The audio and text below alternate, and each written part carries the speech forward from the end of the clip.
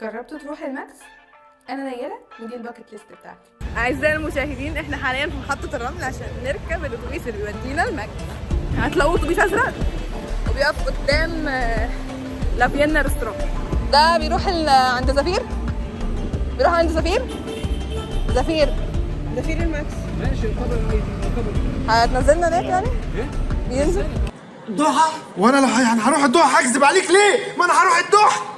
الطريق من محطه الرمل كان حوالي نص ساعه.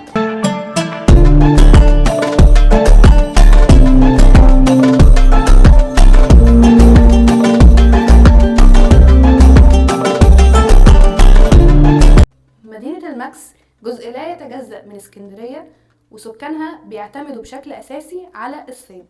والمدينه طلعت وابهرتنا في افلام كتير زي فيلم بلطية العايمة. عمو اللي انتوا شايفينه ده بيبيع مراكب حلوه جدا، الواحده ب 200 جنيه. قولوا لي لو اتضحك عليا.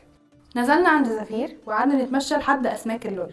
اسماك قلعه اللول من اشهر المطاعم اللي في اسكندريه، شكله حلو جدا وتقليدي قوي، والقعده بتبقى على البحر. ده غير ان احنا دخلنا ننقي السمك بنفسنا، وممكن عادي تاخد سمكه او 2، مش شرط بالاوزان خالص. بس استنينا كتير قوي عقبال ما قعدنا عشان الدنيا كانت زحمه جدا. وهنا يا جماعه اكتشفت ان انا الفلوج كان صامت والمايك ما كانش شغال. المكان حلو قوي، بس بجد ما تجوش يوم الجمعه.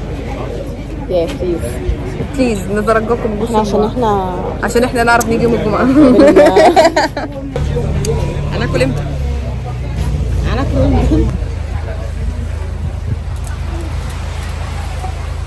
طلبنا شوربه سي فود، صبة مقلي، سمكه سنجاري لشوشو حبيبتي، ورز وسمك موسى وبربون، والسوبر ستار بتاعنا النهارده الجمبري الجامبو اللي كان تحفه.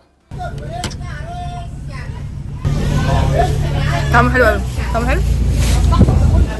دي حلوه. ايه؟ قد ايه؟